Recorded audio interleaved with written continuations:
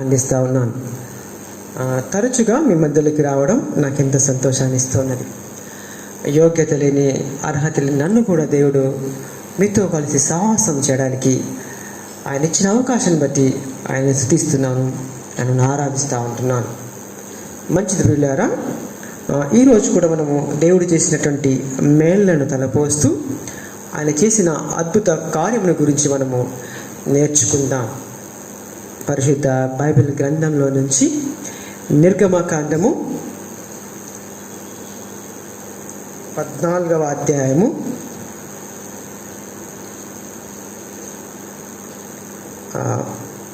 10వ వచనం నుండి 14వ వచనం వరకు చదువుకుందాం. 5 వచనాలు మాత్రం.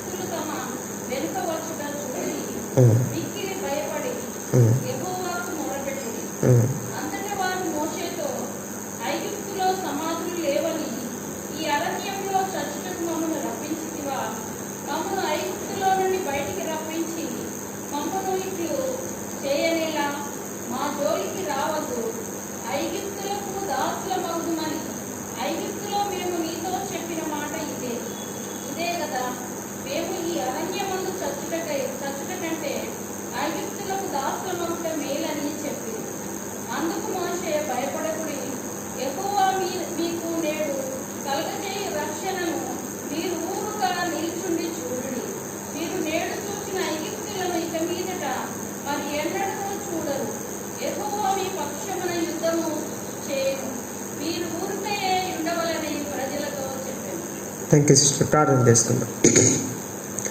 మా తండ్రి, మా దేవుడా, నీకు వందనం చెల్లిస్తున్నాను. మా రక్షకుడా, నిన్ను స్తుతిస్తున్నాను. నిన్ను ఆరాధిస్తున్న ప్రభువా, నీకు వందనం చెల్లిస్తున్నాను. మొదటిగా నా పాపమును కడగండి, మరొకసారి మీ రక్త ప్రోక్షణలో పరిశుద్ధీకరించండి. మా ప్రభువా, మీ లేఖనంతో మీరు మాట్లాడండి. మా ప్రియుల హృదయాలను మీరు ఒప్పించండి. వినగలిగే మనసును, గ్రహించగలిగే హృదయమును, అంగీకరించే ఆత్మను దయచేయండి. నేను కాదు ప్రభువా, మీరు మాట్లాడండి. మా హృదయాన్ని మీరు సంధించమని నా ప్రభువును నా రక్షకుడైన యేసుక్రీస్తు నామములో ప్రార్థించి వేడుకుంటున్నాము తండ్రి. రైట్. మంచిది పిల్లారా, చదవబడినటువంటి లేఖన భాగంలో మనకు ఒక చారిత్రక సన్నివేశం అక్కడ ఉంటా ఉన్నది. ఇది స్టోరీ కాదు, ఇది ఒక కల్పన కథ కాదు, ఇది చరిత్రలో జరిగినటువంటి ఒక వాస్తవ సంఘటన. It's not a mythology, it's an incident. ఇది ఒక చరిత్రలో జరిగినటువంటి ఒక సంఘటన. ఆ సంఘటన గురించి మాత్రమే ఈరోజు మనము తెలుసుకుంటున్నాం. బహుశా ఈ సంఘటనల గురించి మీరు అనేక సందర్భాలు విని ఉండొచ్చు. సండే స్కూల్ నుంచి అనేకటువంటి చర్చ్ మెసేజ్లో కానీ, ఇంకెక్కడైనా వేరే వేరే మీటింగ్స్లో కానీ బహుశా విని ఉండొచ్చు. అయినా కానీ దేవుడు ఎందుకో ఈ వాక్యం ద్వారా మాట్లాడాలని నాతో ఆశపడ్డాడు. సో కాబట్టి దయచేసి మరొకసారి ఆ యొక్క సంఘటన గురించి మనం నేర్చుకుంటున్నాం. సో ఇక్కడ చదివినటువంటి ఆ లేఖన భాగం అంతే కూడా దేవుడు ఇజ్రాయేల్ ప్రజల పట్ల చేసినటువంటి అద్భుత కార్యము. వారు సముద్రంలో 6 నెలలు నడిచిన విధానము, ఐగుప్తు సైన్యం అంతా కూడా నాశనమైనటువంటి విధానము, ఇవన్నీ కూడా అక్కడ రాయబడ్డాయి. ఆ 14, 15 ఈ 2 అధ్యాయాలు అంతా కూడా, 14వ అధ్యాయం అంతా కూడా అక్కడ ఏం జరిగిందో ఆ యొక్క సంఘటన గురించి రాయబడితే, 15వ అధ్యాయం అంతా కూడా దేవుని వాళ్ళు ఆరాధించినట్లుగా, స్తుతించినట్లుగా రాయబడి ఉంటుంది అన్నమాట. సో ఇక్కడ 2 గ్రూపులు చూస్తున్నాం మనం. ఇక్కడ ఒక 2 తెగలు, లేకపోతే 2 గ్రూపులు, 2 వర్గాలు చూస్తూ ఉంటున్నాం. ఒక వర్గమేమో ఇజ్రాయేలు జనాంగము, ఒక వర్గము ఇజ్రాయేలు జనాంగము. రెండవ వర్గము ఐగుప్తీయులు. ఇజ్రాయేల్ జనాంగం అంతా కూడా దేవుని పిల్లలు లేదా క్రైస్తవులు. మన భాషలో మాట్లాడగలంటే క్రైస్తవులు. ఐగుప్తులంతా కూడా అన్యులు, అంటే దేవుని ఎరగనటువంటి వారు. యేసుక్రీస్తు తెలియనటువంటి వారు. ఈ రెండు గ్రూపులలో జరిగినటువంటి ఒక సంఘర్షణ ఈరోజు మనం నేర్చుకుంటున్నాం. ఒక వర్గము ఇజ్రాయేలీలు, రెండవ వర్గం వాళ్ళు ఐగుప్తీయులు. అయితే ఈ ఇజ్రాయేల్ అనేటువంటి ప్రజలు ప్రస్తుతం ఎక్కడ ఉన్నారంటే ఐగుప్తు దేశంలో ఉన్నారు. ఇజ్రాయేల్ దేశం వేరు, ఐగుప్తు దేశం వేరు. ఇప్పుడు ఉన్నటువంటి ఇజ్రాయేల్ అంతా కూడా వాళ్ళు ఐగుప్తు దేశంలో ఉన్నారు. అనగా క్రైస్తవులుగా చెప్పబడుతున్నటువంటి ఇజ్రాయేల్ ప్రజలందరూ కూడా ఒక పరాయి దేశంలో నివసిస్తున్నారు. అర్థమవుతుంది కదా నేను చెప్పే మాటలు? రైట్. ఎవరైతే క్రైస్తవులుగా పిలువబడుతున్నటువంటి ఇజ్రాయేల్ జనాంగం అంతా కూడా వారి వారి సొంత దేశంలో కాకుండా పరాయి దేశమైనటువంటి ఐగుప్తు దేశంలో నివసిస్తున్నారు. మరి వీరు ఎందుకు వచ్చారు ఈ దేశానికి? వాళ్ళ దేశం కాకుండా వేరే దేశం ఎందుకు రాబడ్డారు? ఎందుకు వచ్చారు ఇక్కడ యాక్చువల్కి? మన ఊరు కాకుండా మన ఊరికి వేరే ఊరికి ఎందుకు వెళ్తాము? వాళ్ళ ఊరు కాదు, వాళ్ళ దేశం కాదు, వేరే దేశంలో వాళ్ళు నివసిస్తున్నారు. ఎందుకు ఇక్కడ రాబడ్డారంటే మనము ఒక్కసారి ఆదికాండం 37వ అధ్యాయం చూడండి. ఆదికాండము 37వ అధ్యాయం చూడండి.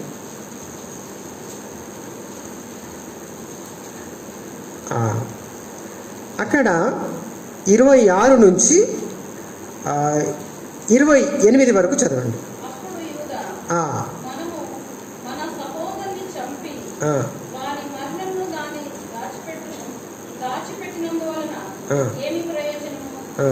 ఈ ఇష్మాయేలీయులకు వానిని అమ్మివేయుదము రండి అని వాడు మన సహోదరుడు మన రక్త సంబంధి కదా, వాని హాని ఏమీ చేయరాదని తన సహోదరులతో చెప్పాను.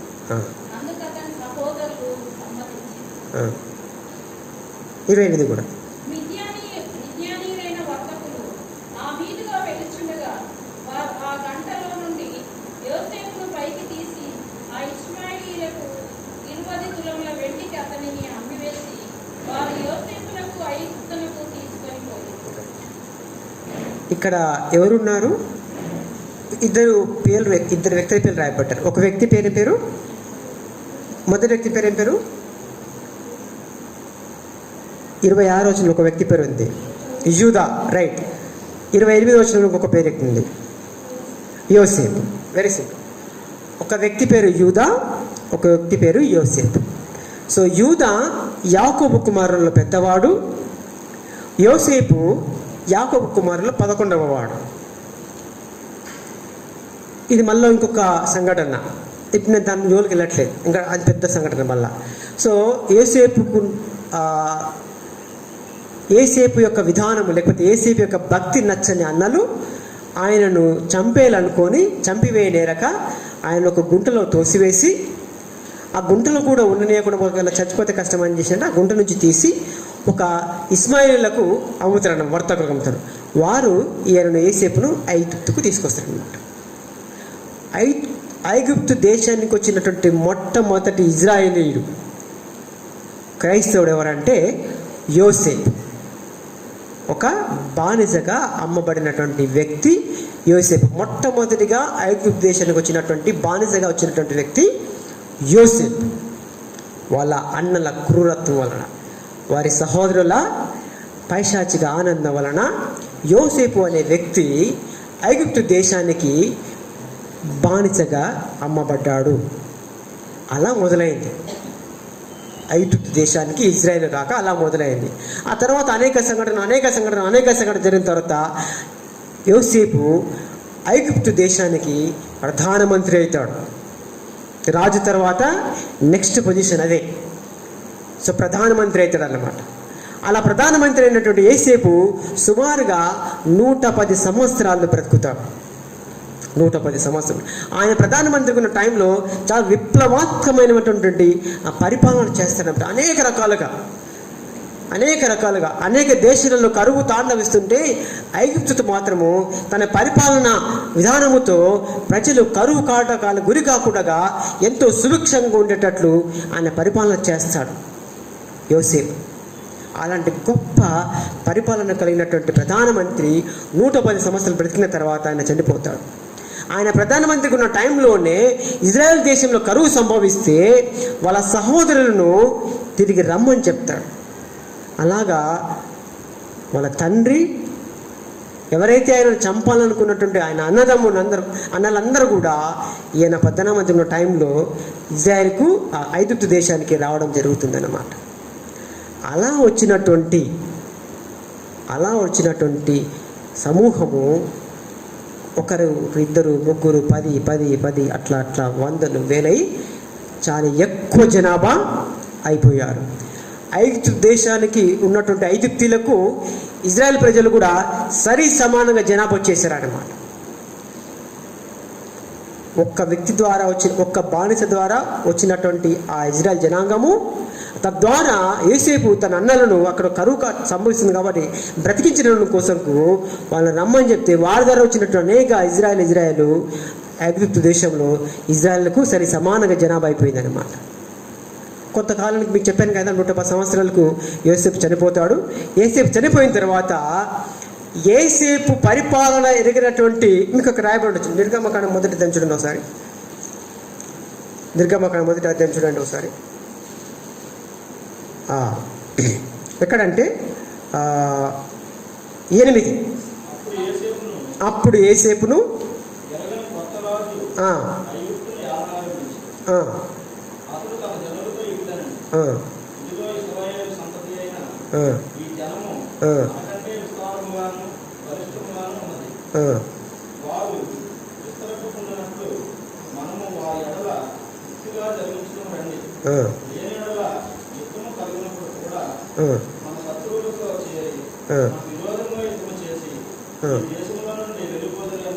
రైట్. అప్పుడు యోసేపును ఎరగని క్రొత్త రాజు ఐగుప్తునకు ఏలనారంభించెను. యోసేపు ఎరగనటువంటి ఒక కొత్త రాజు ఐగుప్తు ప్రాంతమును, ఐగుప్తు రాజ్యముని పరిపాలన చేస్తూ ఉన్నాడు. యోసేపు పాలన ఎరగదు ఈ వ్యక్తి. యోసేపు ఎలా పరిపాలించాడో ఇప్పుడు మనం చాలాసార్లు చరిత్రలో చదువుతూ ఉంటాం. ఐగుప్తులో పిరమిడ్స్ అని, మమ్మీలని, ఇవన్నీ కూడా. మీరు ఒకసారి ఆ పక్కనే ఆదికాండం 50 చూడండి, లాస్ట్ వచనం చూడండి ఒకసారి. యోసేపు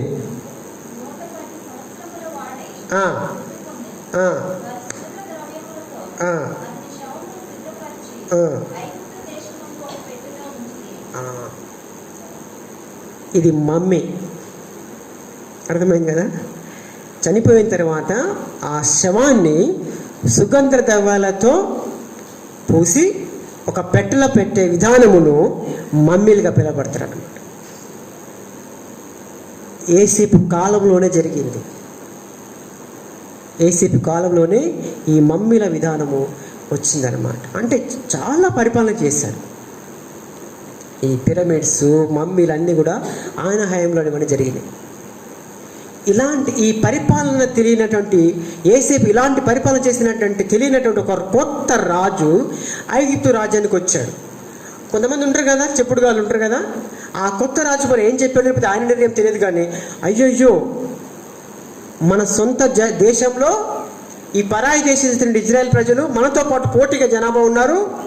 రేపొద్దున ఎవరైనా శత్రు దేశం మన మీద దాడి చేస్తే వీళ్ళు వాళ్ళతో కుమ్మక్కై మనల్ని ఓడించి మన పైన అధికారం చేస్తారు. కాబట్టి వీళ్ళని మనం ఏ విధంగానైనా చాలా జాగ్రత్తగా డీల్ చేయాలి, వీళ్ళని ఎదగకుండా చేయాలి, వీళ్ళని చంపేయాలి, రకరకాల హింసలు పెట్టాలని ఒక కుట్రపూరితంగా ఒక ప్లాన్ను అమలు చేయడము ఆ రోజు నుంచి తయారు చేశారు. ఎప్పుడైతే కొత్త రాజు యోసేపు పరిపాలన తెలియనటువంటి కొత్త రాజు ప్రతి ఐగుప్తు దేశానికి రాజుగా వచ్చాడో అప్పటి నుంచి ఇజ్రాయెల్ పట్ల క్రూరత్వాన్ని, హింసను ప్రేరేపించే విధంగా వాళ్ళ ప్లాన్స్, వాళ్ళ పరిపాలన అంతా కూడా ఉన్నది.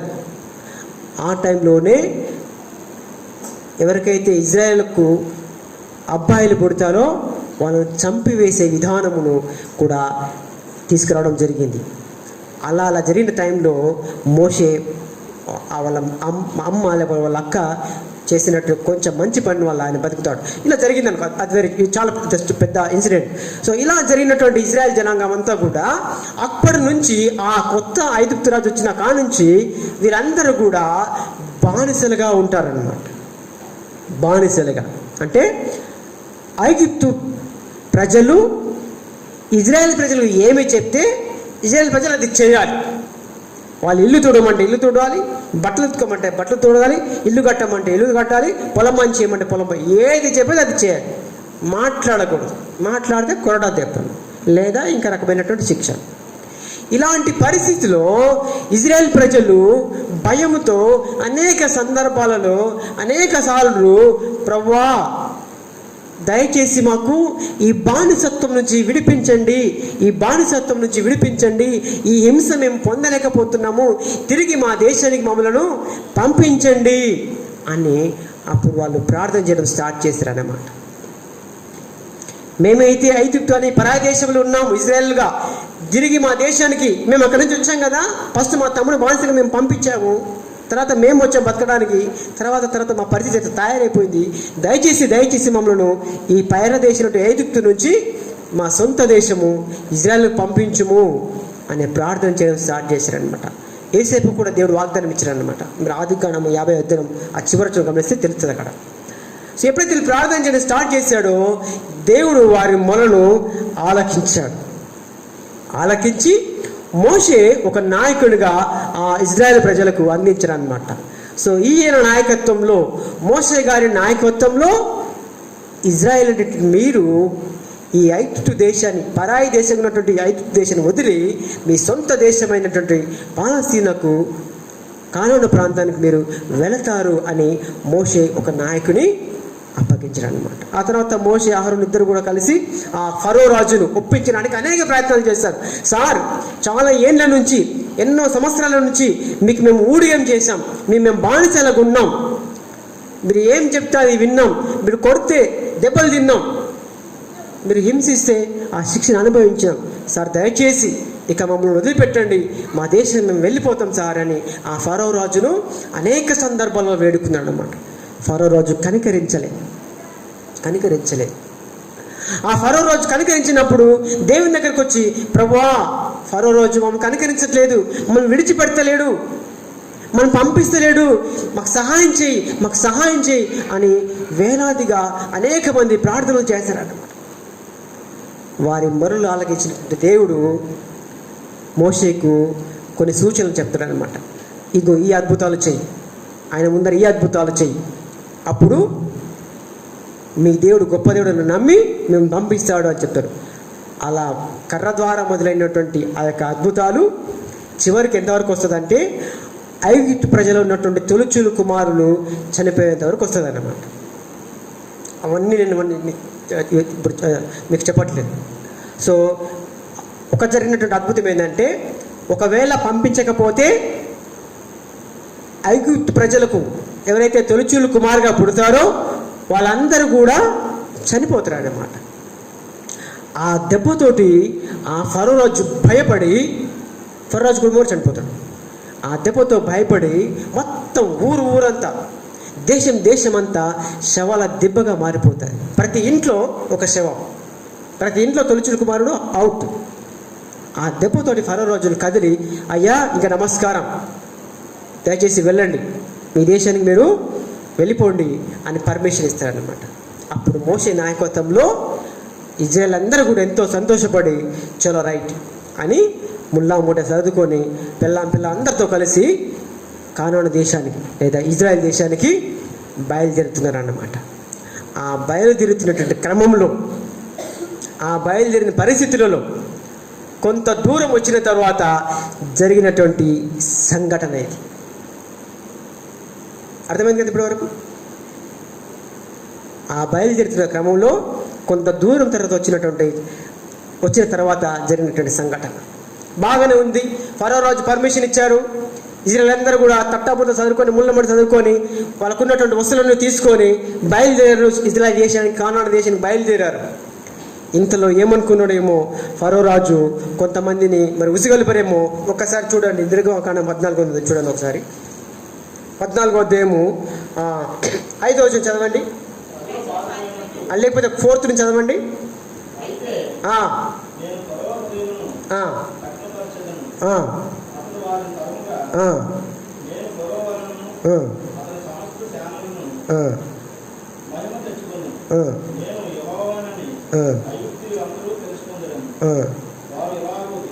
అలాగు దిగారు. రథం పారిపోయినట్టు ఐగుప్తు రాజునకు తెలుపబడినప్పుడు ఫరో హృదయమును అతని సేవకుల హృదయమును ప్రజలకు విరోధంగా తిప్పబడి, మనం ఎందుకు ఇలాగ చేస్తుంది, మన సేనలో ఉండకుండా ఇశ్రాయేలీయులను ఎందుకు పోనించుతుంది అని చెప్పుకోండి. అంతటా అతడు తన రథమును సిద్ధపరచుకొని తన జనమును తనతో కూడా తీసుకుని పోయాను. మరియు అతడు శ్రేష్టమైన 600 రథములను ఐగుప్తు రథములన్నిటిలో వాటిలో ప్రతి దాని మీద అధిపతులను కోరుకొని పోయాను. యెహోవా ఐగుప్తు రాజైన ఫరో హృదయమును కఠినపరచగా అతడు ఇశ్రాయేలీయులను తరిమి, అప్పుడు ఇశ్రాయేలీయులు తరిమి చేత బయలు వెలుచుండెను. Thank you brother. రైట్, ఇక్కడ మనము ఒక రెండు సంఘటనలు లేకపోతే 2 ఉదాంతాలు మనం ఇక్కడ చూస్తాం. మొదటిగా మీరు చదివినటువంటి ఆ 4వ వచనంలో దేవుడు మాట్లాడుతూ ఉన్నాడు. 4వ వచనంలో దేవుడు మాట్లాడుతూ ఉన్నాడు. 5వ వచనంలో ఫరో రాజు యాక్షన్ ఉంది. మీరు బాగా గమనించండి. 4వ వచనంలో ఏమో దేవుడు మాట్లాడుతూ ఉన్నాడు. ఫరో రాజు 5వ వచనంలో ఏమో ఫరో రాజు యొక్క యాక్షన్ ఉంది. దేవుడు ఏం మాట్లాడుతున్నాడు అంటే, ఇన్ని సంవత్సరాలు, కొన్ని ఏళ్ల నుంచి, కొన్ని వందల సంవత్సరాల నుంచి నా ప్రజలను, నన్ను నమ్ముకున్నటువంటి, నా పేరు పెట్టబడినటువంటి క్రైస్తవులను ఈ ఫరో, ఆయన సైన్యము, ఆయన సంతతి, ఆయన ప్రజలు హింసించారు. చాలా రకాలుగా బాధలు పెట్టారు. వాళ్ళ సంగతి ఇంత నేను చూస్తాను అనుకున్నాడు దేవుడు. చాలా ఏళ్ళ నుంచి నా ప్రజలను వాళ్ళు బాధ పెట్టారు, హింసకు గురి చేశారు, నిందలు అవమానాలు పడ్డారు. అసలు నేను ఎన్నోసార్లు అద్భుతములు చేస్తే కూడా ఫరో రాజుకు కనీసం కనికరము లేదు, అసలు భయమే లేదు. అసలు నేనేంటో ఆయన చూపిస్తా అనుకున్నాడు దేవుడు. అసలు నేనేంటో అసలు ఆయనకు తెలియాలి. అసలు యాక్షన్, నేను యెహోవానన్న సంగతి ఆ ఫరో రాజుకు, ఆ ప్రజలకు, అనగా ఐగుప్తీయులందరూ కూడా నేను ఎవరో నా సంగతి ఏందో వాళ్ళకు తెలియాలి. అట్లనే ఉంది. నేను యెహోవానని వాళ్ళు తెలుసుకోవాలి. నా ప్రజలను హింసిస్తారా, నేను చెబితే వినలేదా, నా సంగతి ఏందో వాళ్ళకి తెలియాలని చాలా కోపంతో ఉన్నాడు దేవుడు. దేవుడు మంచి ప్లాన్ వేశాడు. అసలు యాక్చువల్ చక్కని ప్లాన్ కలిగి ఉన్నాడు. ప్రియ సహోదరి, ఒకవేళ క్రైస్తవునిగా, ఒకవేళ విశ్వాసిగా ఈ సంఘటన మనల్ని ఎంతో ఉత్తేజపరుస్తుంది. నీ విశ్వాసాన్ని బట్టి, నీ క్రైస్తవ జీవితాన్ని బట్టి ఎవరైనా నిన్ను నిందలకు, నిన్ను హింసకు, నిన్ను అవమానానికి గురి చేస్తే నీ పక్షంగా నీవు నమ్ముకున్న దేవుడు ఉన్నాడు అనే సంగతిని మాత్రం ఎప్పుడు మర్చిపోవద్దు. ఈ సంఘటన అది మనకి ఎంతోగానో ఉత్తేజాన్ని, ఎంకరేజ్ని గురి చేస్తూ ఉన్నది. దేవుడు తన ప్రజలు హింసించినటువంటి ఫరో రాజును, ఆయన సైనికులను, ఆయన ప్రజలను ఊరికే వెదిలిపెట్టుకొని తెచ్చుకోలేదు. ఆయన ఏందో వాళ్ళకి తెలియజెప్పాలనుకున్నాడు. అందుకోసంకు దేవుడే స్వయంగా, ఇది ఫరో రాజు డెసిషన్ కాదు, దేవుడే స్వయంగా ఆ ఫరో హృదయమును కఠినపరిచి అరే ఎట్లా పోయింది వాళ్ళు, మళ్ళా పర్మిషన్ ఇచ్చింది ఫరో రాజే, వెళ్ళమని చెప్పింది ఫరో రాజే. అట్లెట్లు వెళ్తారు, చలో ఎక్కడికి వెళ్ళిందో పద పోయి మళ్ళీ వెనక్కి తీసుకొద్దాం.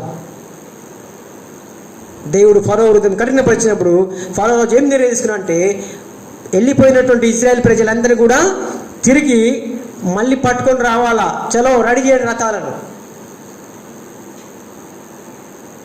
దేవుని ప్లాన్ దేవుని చక్కగా ఉంది. చాలా పర్ఫెక్ట్ ప్లాన్తో ఉన్నాడు దేవుడు. ఫరో రాజు తన ఆ గర్వంతో తన సైన్యాన్ని సిద్ధపరిచాడు, తను రెడీ అయ్యాడు. శ్రేష్టమైన 600 రథాలను, వెరీ క్వాలిటేటివ్. మన దగ్గర యుద్ధంలో కీలక భూమిక వహించినట్టు ఏం తెలుసా, మిజైల్స్ ఉంటాయి. మిజైల్స్ ఫ్రాన్స్ నుంచి కొనుగోలు చేశారు మన దేశంలో. చాలా కాస్ట్లీ. చెప్పగలుగుతారు ఎవరైనా? యుద్ధ విమానాలు రాఫెల్ అలాంటివి ఆయన దగ్గర 600 ఉన్నాయి. Very quality. 600 క్వాలిటీ కలిగిన అవి రెడీ చేశాడు. అంటే తన దగ్గర ఉన్న సైన్యం అంతా సిద్ధపరిచాడు అన్నమాట. మ్యాక్సిమం వాళ్ళని తీసుకురావడానికి 600 రథాలను, దానిపైన మన సేనాలను, అధిపతులను. మీరు చూడండి ఎంత పర్ఫెక్ట్ ప్లాన్, ఎంత ఎట్లా రెడీ అయ్యాడు ఆయన. ఒకసారి చూడండి. ఎక్కడంటే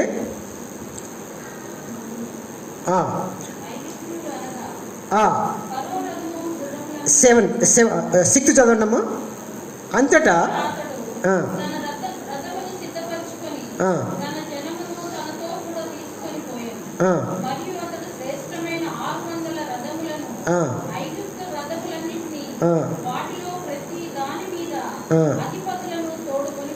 రైట్. మొత్తం సైన్యం చాలు మొత్తం రెడీ చేసుకున్నాడు ఆయన.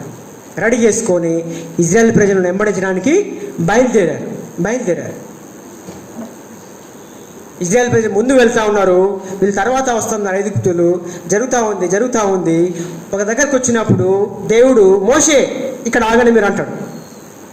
కరెక్ట్గా ఆ సముద్రం దగ్గరకు వచ్చినప్పుడు మోషే ఇది ఇక్కడ ఆగండి అంటాడు దేవుడు.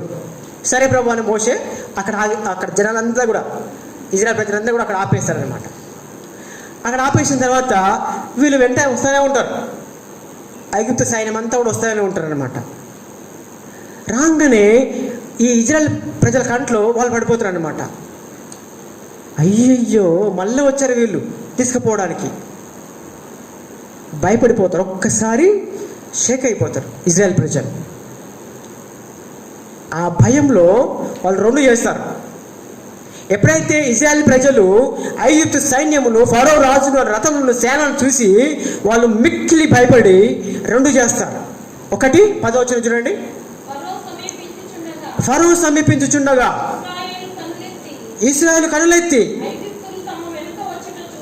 ఐగుప్తులు తమ వెంట వచ్చుట చూచి మిక్కిలి భయపడి యెహోవాకు మొరపెట్టి. This is number 1. అంతటా వారు మోషేతో ఐగుప్తులో సమాధులు లేవని ఈ అరణ్యంలో చచ్చుటకు మమ్మను రప్పించితివా?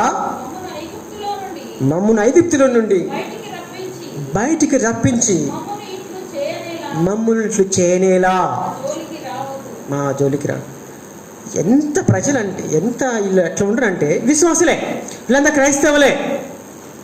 ఒకవైపు ఏమో ప్రార్థన చేస్తారు ప్రభా సహాయం చేయమని, మరొక వైపు ఏమో ఒక రకమైన అవిశ్వాసంతో మోషే నాయకులు పెట్టుకుంటే, ఏం సార్ మమ్మల్ని చంపడానికి ఎరైనా తీసుకొచ్చావా నువ్వు?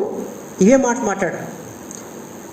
ఐగుప్తుతో మనం చచ్చిపోతే పాతిపెట్టడానికి స్థలం లేకుండానా తీసుకొచ్చి అడవిలో చంపడానికి తీసుకొచ్చినావా? ఇట్లనే మాట్లాడుతున్నారు. మోషేని పట్టుకొని, మోషే మేము చచ్చిపోతే పూంచి పెట్టడానికి ఐగుప్తులో 6 జాడల స్థలం లేకుండానా తీసుకొచ్చి అరణ్యంలో సంబంధించి తీసుకొచ్చి మమ్మల్ని మేము వద్దని చెప్పినాం కదా, మమ్మల్ని ఎందుకు తీసుకొచ్చినావు? నువ్వు మా జోలికి రావద్దు, నువ్వు పోతే వాళ్ళతో పోయి ఇంకా బానిస బతుకుతాం మేము. వాళ్ళు చెప్పింది చేస్తాం, వాళ్ళు తంతే దెబ్బలు తింటాం, వాళ్ళు తిడితే తిట్టించుకుంటాం, ఏమేమని వాళ్ళతోనే ఉంటాం మేము. ఒకవైపు ప్రార్థన చేస్తూ ఉన్నారు ప్రభా సహాయం చేయమని, మరొక వైపు దేవుడు వాళ్ళకి అడిగినటువంటి నాయకుని ఇష్టం వచ్చినట్టు మాట్లాడతాం అన్నట్టు. మోషే ఒక్క మాట మాట్లాడలేదు, కిమ్ అనలేదు అసలు. యాక్చువల్ ఈరోజు నాయకులుగా మీరు గుర్తుంచుకోవాల్సిన విషయం ఒకటి ఉంది. ప్రజలకు అనేక రకాల అభిప్రాయాలు ఉంటాయి, రకరకాల వ్యక్తులు ఉంటారు. బట్ నాయకులుగా ఉన్నటువంటి వాళ్ళు గుర్తుపెట్టుకోవాల్సిందంటే, ప్రజలు దూషించినప్పుడు, నిందించినప్పుడు మౌనంగా ఉండడం నేర్చుకోవాలి. నేను సంఘంలో సెక్రటరీని కదా, నేను సంఘ చైర్మన్ కదా, నేను పాస్టర్ గారిని కదా, వాడు ఎట్లా మాట్లాడతాడు? నేను ట్రెజరర్ని అంత మాట అంటారు నన్ను? నో. స్వయంగా దేవునితో మాట్లాడినట్టు మోషేనే వాళ్ళు ఇష్టం వచ్చినట్టు మాట్లాడారు. ఎంత మాట, సంపన్నంగా తీసుకొచ్చినావా అంటే ఎంత మాట అసలు యాక్షన్ అది. ఈ మాట ఉదర అంది చూడండి, అంటే ఎవరితో అందించుకోండి ఎలా ఉంటుంది మనకు, అట్లా మాట్లాడేవాళ్ళు. మోషే కిమ్ అనలేదు, ఒకటే మాట్లాడినాడు. చూడండి ఒకసారి ఏమన్నాడు, మా జోలికి రావద్దు. అందుకు మోషే ఆ, భయపడకుడి. 13 చదవండి. అందుకు ఎస్ కరెక్ట్. అందుకు మోషే ఆ, భయపడకుడి. ఆ, యెహోవా మీకు నేడు ఆ, కలుగజేయు రక్షణను ఆ, మీరు ఊరకరించుండి చూడు. ఆ, మీరు నేడు చూచిన ఐగుప్తీయులను ఆ. ఇక మీదట మరి ఎన్నడూ చూడరు. యెహోవా చాలు చాలు. ఎందుకు మీరు అలా భయపడుతున్నారు? చాలా కామ్గా ఆన్సర్ ఇస్తున్నాడు ఆయన. అందుకోసమైనా సాత్వికుడు. ఎందుకంత టెన్షన్ పడుతున్నారు మీరు? ఇట్లనే మాట్లాడు. ఎందుకంత టెన్షన్ పడుతున్నారు మీరు? ఎందుకంత భయపడుతున్నారు? జస్ట్ చూడండి అంతే. See what will happen. Just మీరు చూడండి అబ్బా. ఎందుకంత టెన్షన్ పడుతున్నారు మీరు? అంత టెన్షన్ ఎందుకు మీకు? అంత భయం ఎందుకు? మీరు ఈరోజు ఈ టైంలో చూస్తున్నటువంటి ఆ ఇజ్రాయెల్ ప్రజలు కానీ, ఆ ఇజ్రాయెల్ సైన్యం కానీ, ఆ ఇజ్రాయెల్ రథాలు కానీ ఇక మీదట ఎప్పుడు కూడా ఎంత కాన్ఫిడెంట్ అసలు యాక్షన్. అప్పటికి దేవుడు మోసే ఏం మాట్లాడలేదు. నువ్వు కర్ర అటు కానీ ఇటు కానీ చెప్పని ఏం చెప్పలేదు అసలు యాక్షన్. అర్థమవుతుందా? దాని తర్వాతనే, ఆ మాట తర్వాతనే దేవుడు మాట్లాడుతాడు. మోషే ప్రజలకు అభయం ఇస్తా ఉన్నాడు. కామ్గా ఉండండి, ఏం జరగదు, టెన్షన్ పడొద్దు, డోంట్ వరీ. ఇప్పుడు మీరు చూస్తున్నారు కదా వాళ్ళందరినీ, వాళ్ళని చూసి భయపడుతున్నది కథ. నెక్స్ట్ టైం మీరు చూడరు వాళ్ళను. వాట్ ఎ కాన్ఫిడెంట్ లీడర్కి. ఆ కాన్ఫిడెంట్ ఉండాలి, దేవుని పైనటువంటి ఆ నమ్మకం ఉండాలి. నాట్ ఓన్లీ లీడర్స్, విశ్వాసులకు కూడా అలాంటి కాన్ఫిడెంట్ క్రియేట్ కావాలి. మన దేవుడు మనల్ని రక్షించుటకు సమర్థుడు. అది ఏది ఏమైనా, గొంతు మీద కత్తి పెట్టినా కూడా నా దేవుడు రక్షిస్తాడు అనే కాన్ఫిడెంట్ లెవెల్ తీసుకురావాలి మన విశ్వాసాన్ని. ఊరికనే నిలిచింది సూర్యుడి, ఏం టెన్షన్ పడద్దు. ఇప్పుడు చూసిన నెక్స్ట్ రోజు మీరు చూడండి. గాడ్, దేవునికి ఒక చక్కని ప్లాన్ ఉంది, చాలా పర్ఫెక్ట్ ప్లాన్తో ఉన్నాడు దేవుడు. బట్ మనము టెన్షన్ పడాల్సిన అవసరం లేదు. ఒక క్రైస్తవులుగా నిందను అనుభవిస్తున్నప్పుడు, హింసను అనుభవిస్తున్నప్పుడు, అనేక రకాలుగా బాధలు గురవుతున్నప్పుడు మనం టెన్షన్ పడాల్సిన అవసరము లేదు, భయపడాల్సిన పని అవసరం లేదు. మన దేవుడు మనం రక్షించడానికి సమర్థుడు. ఆ మాట అంటున్నాడు, క్లియర్గా చెప్తున్నాడు అన్నమాట. ఆ రక్షణ మీద మాట అక్కడ, యెహోవా మీకు నేడు కలగజేయు రక్షణను మీరు ఊరుకనే నిలిచింది చూడండి. చలో, అప్పుడు మోషే, ప్రభా మరి నేనేం చేయాలి ప్రభా అన్నాడు. వెరీ సింపుల్ మోష, నీ చేతిలో ఏముంది? కర్ర ఉంది ప్రభా అన్నాడు. ఏం లేదు, ఆయన దగ్గర కత్తి లేదు, డాల్ లేదు, ఏం లేదు, పిస్తోల్ లేదు, బాగా ఏం లేదు, నా చేతిలో కత్తి ఉంది ప్రభా అన్నాడు. అంతే. చలో సింపుల్. ఆ కట్టెని సముద్రం చూపించు అన్నాడు. మోషే, నీ చేతిలో కత్తి ఉంది కదా, ఆ కట్టెని తీసుకొని అది ఆ సముద్రం చూపించు అన్నాడు. సింపుల్. సరే ప్రభు అని తన చేతిలో ఉన్న కర్రని తీసుకొని ఆ సముద్రం వైపు చూపించాడు. సముద్రము 2 పాయలు అయిపోయింది.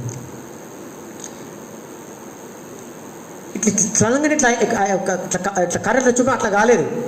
దేవుడు సర్వ సృష్టి పైన తన అధికారం ఎట్లా ఉందో అని చెప్పడానికి అక్కడ కొన్ని మాటలు, అక్కడ కొన్ని వచనాలు రాయించాడు. మీరు చూడండి ఒకసారి ఎలాగుంటుందో.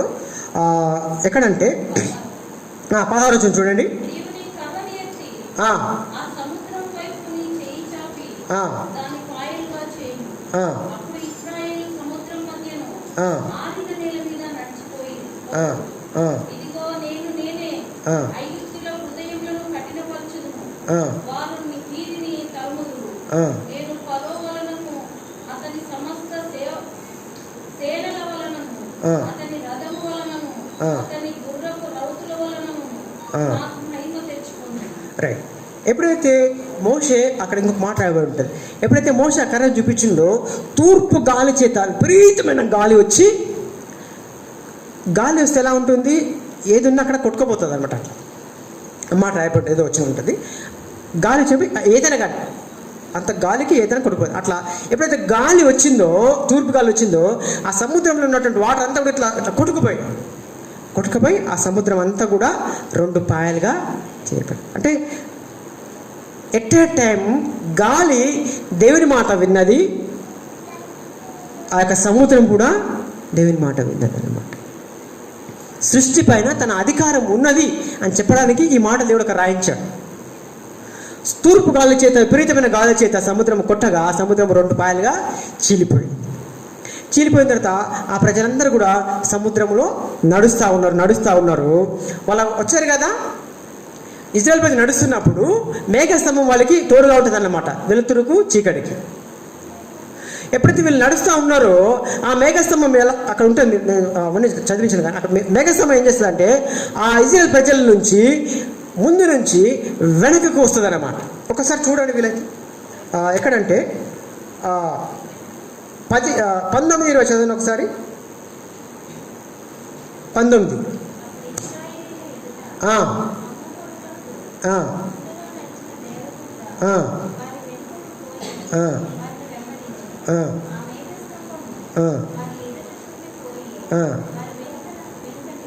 రైట్. 20 కూడా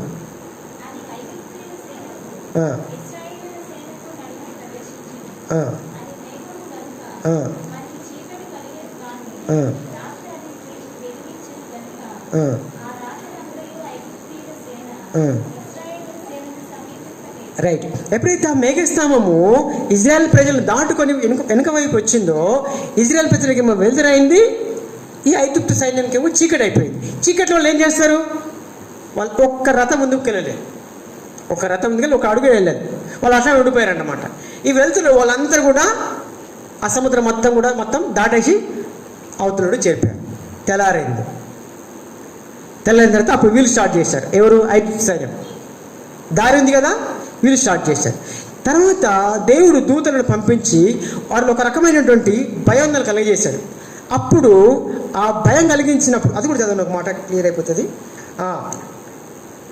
ఓకే, 23 చదవండి అమ్మా.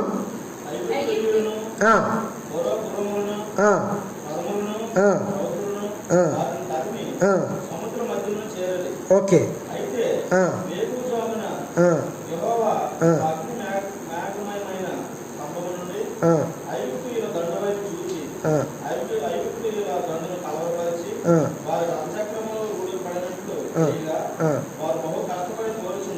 రైట్. చాలు, మీరు చూడండి ఎంత పర్ఫెక్ట్ ప్లాన్ ఉందంటే, ఒకవైపు ఏమో సముద్రంని తోసేశాడు, 2 పాయలుగా చేశాడు. తర్వాత వాళ్ళందరూ నడిచేందుకు మేఘస్తంభం వెలుతురు ఇచ్చాడు. ఆ తర్వాత ఎట్ ద సేమ్ టైం వాళ్ళని వెంబడిస్తున్నటువంటి ఐగుప్తు సైన్యము వాళ్ళని సమీపించకుండా వాళ్ళకి చీకటి కలిగజేశాడు. So plans కనిపిస్తున్నారా? దేవుడు ఎంత పర్ఫెక్ట్ ప్లాన్ ఉంటాడు తన ప్రజల పట్ల. ఒకవైపు సముద్రాన్ని వేరు చేశాడు, 6 నెలలు చేశాడు వాటిని నడుచుకోవడానికి. వాళ్ళు నడుస్తున్నప్పుడు ఒకవేళ వాళ్ళు వెంబడిస్తే కష్టం అన్నట్లు ఐదు వెంబడిస్తే కష్టం అంటే ఏంటంటే ఆ మేఘస్తంభమును వాళ్ళు వెనక్కి రప్పించాడు. ఇజ్రాయేల్ ప్రజలందరూ కూడా వెలుతురులో చాలా చక్కగా ముందుకు వెళ్ళి నడిచిపోయారు. ఐగుప్తు సైన్యం అంతా కూడా చీకట్లో మగ్గిపోయి అట్లా నిలిచిపోయారు. తెల్లారుజామున అగ్ని స్తంభము చేత వారు భయం కల్పించగా వాళ్ళ రథములన్నీ కూడా ఊడిపోయి. ఎలాంటి రథాలు అవి?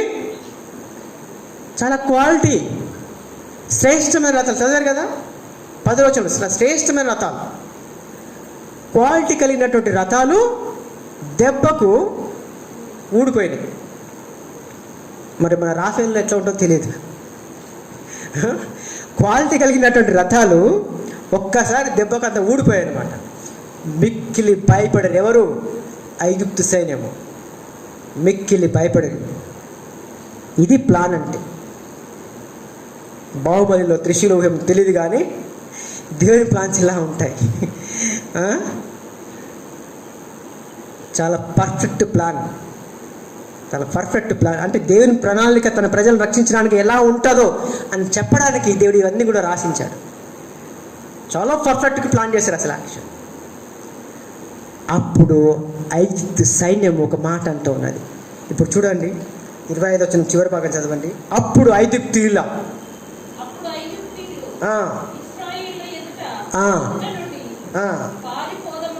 ఆ, యెహోవా వారి పక్షమున ఆ. మనతో యుద్ధము చేయుచున్నాడని చెప్పుకొని.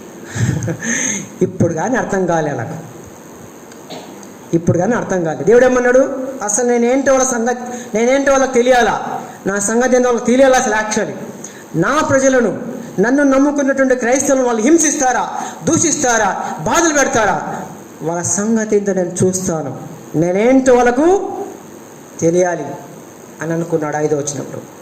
25వ వచనం రాగానే ఏమైంది, చలో అరే చలో రైట్ బై తిప్పండి, మా రథాలు తిప్పండి, చలో వెనక్కి వెళ్దాం పాండి. ఇజ్రాయెల్ పక్షంగా మనతో యుద్ధం చేస్తున్నది ఇజ్రాయెల్ వారు కాదు. ఏమంటున్నాడు, యెహోవాయే వారి పక్షం మనతో యుద్ధం చేస్తున్నాడు. మన చాతగాదిక చలో రైట్ వెళ్ళిపోదామని ఇప్పుడు అర్థమైంది వాళ్ళకు. యెహోవా అంటే ఎవరో, యేసుక్రీస్తు అంటే ఎవరో శత్రు సమూహానికి ఇప్పుడు అర్థమైంది. వెనక్కి వెళ్దాం పదండి అని భయపడి పరుగులు తీస్తూ ఉన్నారు. వాళ్ళ దేవుడు మన పక్షంగా వాళ్ళ పక్షం మనతో యుద్ధం చేస్తూ ఉన్నారని అప్పుడు అర్థం. అవన్నీ కూడా వెనక్కి తిప్పారు. అప్పటికే రథాల్లో ఉన్నటువంటి అవన్నీ కూడా ఊడిపోయినాయి, రకరకాలుగా గుర్రాలు అటుపోతున్నాయి, రథాలు ఎట్టుపోయినాయి, అయిపోయింది కథ, అయిపోయింది మొత్తం. చలో మోషే ఇప్పుడు పిలిచాడు. చలో చూడండి ఒకసారి 26 చూడండి. అంతలో యెహోవా మోషేతో ఐగుప్తీయుల మీదికిని, ఆ, వారి రథముల మీదికిని, ఆ, వారి రౌతుల మీదికిని ఆ, నీళ్లు తిరిగి వచ్చినట్లు ఆ. సముద్రపు మీద ఆ. నీ చెయ్యి చాపమనెను. చాలు. ఫస్ట్ మోషే అడిగిండు, ప్రభా నేనేం చేయాలి, మరి పరిస్థితిలో ఉందని. ఇప్పుడు అన్ని రెడీ చేసిన తర్వాత ఇప్పుడు మోషేతో దేవుడు మాట్లాడుతున్నాడు. ఇప్పుడు మోషే అడగలే. అర్థమవుతుందా? దేవుడు ఇంటర్వెన్షన్ అట్లా ఉంటుంది అన్నమాట. దేవుడు ఇన్వాల్వ్ అయితే అట్లా ఉంటుంది అన్నమాట. మోషే అన్ని ప్లాన్ చేశాడు, పక్కగా ప్లాన్ చేశాడు. నడి సముద్రం తీసుకొచ్చాడు, రథాలు పోయినాయి, గుర్రాలు పోయినాయి, ఎవ్రీథింగ్ లాస్. అప్పుడు మోషే నీ చేయి చాపు చాలు సముద్రం పైకి అన్నాడు. అంతలో మరోసారి చదవండి. అంతలో యెహోవా ఆ, మోషేతో ఆ, ఐగుప్తీయుల మీదికిని, ఆ, వారి రథముల మీదికిని, ఆ, వారి రౌతుల మీదికిని ఆ, నీళ్లు తిరిగి వచ్చినట్లు ఆ, సముద్రపు మీద ఆ, నీ చేయి చాపమనెను. ఆ, మోషే సముద్రపు మీద ఆ, తన చేయి చాపగా ఆ, రొద్దు పొడిచినప్పుడు ఆ, సముద్రపు అధిక బలముతో ఆ. తిరిగి కొట్టెను కనుక ఆ. ఐగుప్తీయులు అది చూసి వెనుకకు పారిపోయింది. ఆ. అప్పుడు యెహోవా ఆ. సముద్రపు మధ్యను ఐగుప్తీయుల నాశనము చేసెను. ఎప్పుడైతే మోషే తన చెయ్యి సముద్రం వైపు చాపాడో మొత్తం సముద్రం అంతా ఏకమైపోయింది, నీళ్ళన్నీ కూడా పొల్రాయి. అప్పుడు వాళ్ళు వెనక్కి తిరగడానికి ప్రయత్నం చేశారు, పారిపోవడానికి ప్రయత్నం చేశారు. కానీ అప్పటికే నీళ్ళంతా కూడా వాళ్ళను కమ్మివేసింది. ఫరో, ఆయన సేనాధిపతులు, ఆయన సేన, ఆయన రథము, చాలా క్వాలిటీ కలిగినటువంటి సైన్యము, ఎవ్రీథింగ్ పక్కగా సముద్రం మధ్యలో ఉంది. పక్కాగా సముద్రము మధ్యలో ఉంది. ఎటు పోవడానికి అవకాశం లేదు, ఎటు పోవడానికి అవకాశం లేదు. ఒక్కసారి కిందికి రండి అలాగా.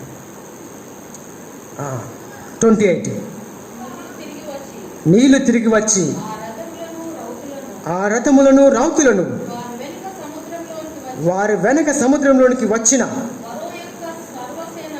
ఫరో యొక్క సర్వసేనను సర్వసేనను కప్పివేసెను. వారిలో ఒక్కడైనను మిగిలి ఉండలేదు. బస్ కథ. అలా వాటర్ ఇలా కప్పేసింది సింపుల్గా. సర్వనాశనము చేశాను, వారిలో ఒక్కడైనాను, సింగిల్ మెన్ ఆల్సో, ఒక్కడైనను మిగిలి. అది మామూలుగా అయితే వాళ్ళు దొరుకుతారా? ఇజ్రాయేల్ ప్రజలు ఐగుప్తు మీద దాడి చేసినప్పుడు ఎవడో ఒకటి బతుకుతాడు, కాలుకుంటాయో కన్నుకుంటాయో చేయబోయో ఏదో ఒకటి బతుకుతాడు. కానీ ఇక్కడ ఏమీ లేదు, సింపుల్గా కత్తి ఎత్తకుండా, డాలు పట్టకుండా, బుల్లెట్ పేలలేదు, బుల్లెట్ పేలకుండానే క్లోజ్, చాప్టర్ క్లోజ్. ఒక్కడు కూడా మిగలలేదు, ఒక్కడు కూడా అంత పర్ఫెక్ట్గా ప్లాన్ ఉంటుంది. నేను ఎందుకు చెప్తున్నానంటే, చాలాసార్లు అనుకుంటాం మేము క్రైస్తవులుగా ఉంటున్నాం, క్రీస్తుని ఆరాధిస్తున్నాం, కానీ మమ్మల్ని అనేక మంది హింసిస్తూ ఉన్నారు, దూషిస్తూ ఉన్నారు, నిందిస్తూ ఉంటున్నారు, కొడుతూ ఉన్నారు, చంపుతూ ఉన్నారు అని చాలాసార్లు బాధపడుతూ ఉంటున్నాం. వ్యక్తిగతంగా నేను కూడా చాలాసార్లు బాధపడతాను. బట్ ఎప్పుడైతే నేను ఈ సంఘటనను గుర్తు చేసుకుంటానో, నా దేవుడు కునుకడు, నిద్రపోడు. ఒక టైం వస్తుంది, సర్వనాశనము చేస్తాడు, ఒక్కడు కూడా మిగిలడు, ఒక్కడు కూడా మిగిలడు అనే మాట నన్ను ఎంతగానో ధైర్యపరుస్తుంది అన్నమాట. బట్ మనం చేయాల్సినంత కూడా ఇజ్రాయెల్ చేసినట్లు మొరపెట్టాలి. వాళ్ళు భయపడు ఇంకేదో చేయి మొరపెట్టారు, ఆ మొరను దేవుడు ఆలకించాడు. వాళ్ళ నాయకుడు నిందించవచ్చు, బట్ మనం అలా చేయకూడదు. మనం చేయాల్సినంత కూడా మొరపెట్టాలి. దేవుడు చాలా పర్ఫెక్ట్ ప్లాన్తో ఉంటాడు, మనం చేయాల్సినంత కూడా కాదు. ఒక్కడు కూడా మిగలడు, సర్వనాశనం చేస్తాడు.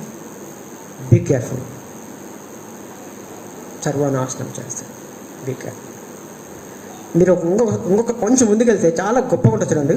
ఒకసారి చూడండి అక్కడ. అయితే 29 అయితే ఇశ్రాయేలీయులు ఆరిన నేలలో సముద్రం మధ్య ఉన్నప్పుడు ఆ నీళ్లు వారి కుడి ఎడమల ప్రక్కల గోడవలే ఉండెను. ఓకే. ఆ దినమున యెహోవా ఐగుప్తుల చేతిలో నుండి ఇశ్రాయేలును రక్షించెను. ఇశ్రాయేలీయులు చచ్చిన ఐగుప్తీయులను సముద్ర తీరమున చూచిరి. అర్థమైంది ఈ మాట? లాస్ట్కి ఒక పాట ఉంటుంది 20-30 వచనంలో కింది వాడు. మీకు అర్థమైందా? మరోసారి చదవండి కింది వాడు. ఐగుప్తుల చేతిలో నుండి ఇశ్రాయేలును రక్షించెను. ఇశ్రాయేలు చచ్చిన ఐగుప్తీయులను సముద్ర తీరమున చూచిరి. అర్థమైంది కదా? ఏమర్థమైంది? వాళ్ళ శవాలను చూసింది. సముద్రాలు కొట్టుకొస్తాయి కదా బయటికి, కొడుకు ఎవరు వీళ్ళు? అది కథ. డెడ్ బాడీని చూసిండ్రు వాళ్ళు. అంతకుముందు ఏం చూసిండ్రు? గుర్రం మీద సైనికులను, కత్తులు, రకరకాలు చూసిండ్రు. ఇప్పుడు ఏం చూసిండ్రు? సముద్రం ఒడ్డుకు కొట్టుకొస్తే ఇట్లా, ఓహో ఈయననా సర్వసైన్యాధిపతి, ఈడేనా చాలా బలగలిగినటువంటి యోధుడు అనుకున్నాను. డెడ్ బాడీ చూపించాడు దేవుడు, డెడ్ బాడీ చూపించాడు దేవుడు. నేనెవరో వాళ్ళకి తెలియాలి, నా సంగతి ఏందో వాళ్ళకి తెలియాలి. ఏమనుకుంటున్నారు అసలు యాక్షన్? అసలు నేనంటే ఏమనుకుంటున్నారు అసలు యాక్షన్? వాళ్ళు ఎవరనుకున్నారు? యెహోవా అంటే ఎవరనుకున్నారు? యేసుక్రీస్తు అంటే ఆశభాష అనుకుంటున్నారా ఏంటి? నేను సంగతి ఏందో వాళ్ళకు తెలియజెప్తాను, చూపిస్తాను నా సంగతి ఏందో అని చెప్పాడు. అట్లనే చేశాను, అట్లనే చేశాను. ప్రియ సహోదరుడు, ఒకవేళ ఈ వాక్యాన్ని, ఈ సంఘటనను, ఈ సన్నివేశాన్ని ఒకవేళ మీరు అన్యులకు అప్లై చేసారనుకో, కొంచెం ఆ ప్లేస్లోకి విశ్వాసిగా ఉంటున్నటువంటి మీరు కూడా రండి ఒకసారి. క్రైస్తవాన్ని వ్యతిరేకించే వాళ్ళకు ఒకవేళ అప్లై చేసుకుంటే మీకు బహు సంతోషం వస్తుంది, నేను కాదంటలేదు. ఒకవేళ క్రైస్తవుడుగా ఉండి క్రీస్తుకు విరోధంగా, లేకపోతే క్రీస్తు చెప్పిన బోధలకు వ్యతిరేకంగా క్రైస్తవునిగా నీవు జీవిస్తే ఒక్కసారి ఆ ప్లేస్లోకి నీవు రా, ఒక్కసారి నీవు కూడా ఊహించుకో. అర్థమవుతుందన్నమాట. ఆ సంఘటనలను, ఆ సన్నివేశాలని క్రైస్తవుని వ్యతిరేకించే వారికి, క్రైస్తవుని హింసించే వారికి, క్రైస్తవులను దూషించే వారికి నువ్వు అప్లై చేసుకుంటే నీకు సంతోషం ఉండొచ్చు, ఆనందం ఉండొచ్చు. బట్ ఒకవేళ విశ్వాసిగా ఉంటూ యేసుక్రీస్తుకు ద్రోహం చేసే వ్యక్తిగా నీవు ఉన్నట్లయితే ఆ సంఘటనలోకి, ఆ సన్నివేశంలోకి ఒక్కసారి నీవు రా, నీవు ఊహించుకో. అర్థమవుతుంది కదా? సేమ్ అదే పరిస్థితి, సేమ్ అదే ఇన్సిడెంట్. చాలాసార్లు మనము దేవుడు చాలా ప్రేమమయుడు, కరుణామయుడు, ఆయన ఎంత పాపం చేసినా ప్రబంధన క్షమించంటే రైట్ క్లియర్ అనుకుంటాం. మన సంఘాలు చాలాసార్లు దేవుడు ప్రేమమయుడు, కరుణామయుడు, దయగలవాడు, జాతగలవాడు ఇవన్నీ చెప్పి కూడా దేవుడు అంటే అసలు లెక్కలేకుండా పోతుంది అసలు యాక్షన్. దేవుడు ప్రేమమయుడే కాదు, దేవుడు ప్రేమించేవాడే కాదు, దేవుడు కృప కలిగిన వాడే కాదు, దేవుడు కరుణామయుడే కాదు. దేవునికి కోపం వస్తే ఇలా ఉంటుంది, డెడ్ బాడీ చూపిస్తాడు. అర్థమవుతుందా? డెడ్ బాడీ, ఏం మిగలదు. అందుకోసం ఏమడు భయంకరుడైన ఉగ్రుడమైన దేవుడా అంటాడు. Be careful, be careful. మన పక్షంగా మన దేవుడు పోరాడతాడు, నో ప్రాబ్లం. అంటే క్రైస్తవ విశ్వాసిగా కూడా మనము చాలా జాగ్రత్తగా ఉండాలి. నాయకుడిగా, విశ్వాసిగా ఇతరులు దూషించినప్పుడు, ఇతరులు హింసించినప్పుడు చాలా ఆవేశం వస్తుంది, చాలా కోపం వస్తుంది. బట్ కిమ్ అనకూడదు. మోసే చేశాడు అలా ఏమనలేదు, ఓకే. బట్ వాళ్ళు ఎంత నిందించినా ప్రార్థన చేయడం మానుకోలేదు, మొరపెట్టారు. మనం కూడా మొరపెడదాం, ప్రార్థన చేద్దాం. దేవుడు తప్పకుండా మనం ఆలకిస్తాడు, దేవుడు మనకు మేలు చేస్తాడు. విశ్వాసిగా అన్ని విషయాలు జాగ్రత్తగా ఉండాలని దేవుడు ఆశిస్తూ ఉన్నాడు. అర్థమవుతుంది కదా? సో దేవుని కృప, దేవుని ప్రేమ, దేవుని కోపము, దేవుని ఉగ్రత మనందరిపైన ఉండాలని ఆశిస్తున్నాను. సో ఈ రీతిగా దేవుడు మీతో మాట్లాడేందుకు నేను వందనాలు చెల్లిస్తూ ఒక చిన్న మాట ప్రార్థన చేసి నేను క్లోజ్ చేస్తాను. ప్రియా సహోదరుడా, ప్రియా సహోదరి,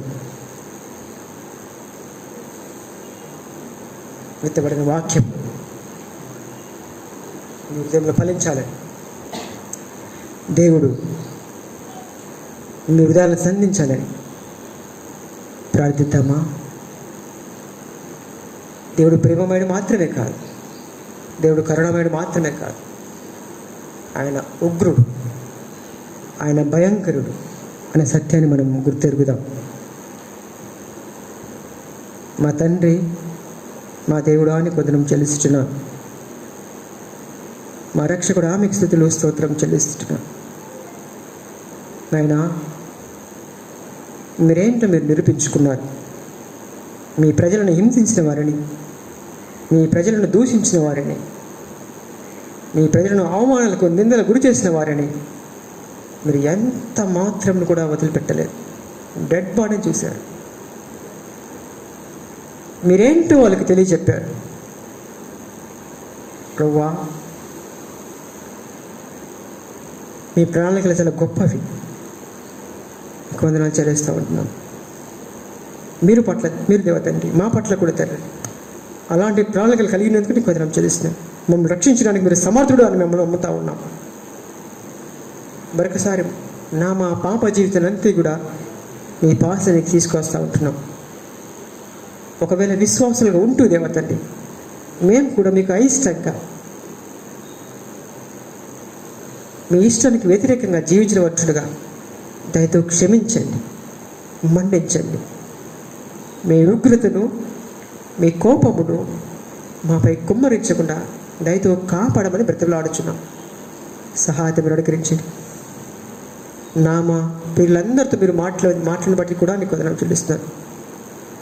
మరొకసారి దేవతండి, మీరు మా దేవుడు అయినందుకు, మా పక్షంగా మీరు యుద్ధం చేస్తున్నందుకు మీకు వందనం చెల్లిస్తాం. మీరే సమస్త మహిమ గంత ప్రభావాలు పొందుకునమని మా ప్రభువును, మా రక్షకుడైన యేసుక్రీస్తు నామములో ప్రార్థించుకుంటున్నాము తండ్రి.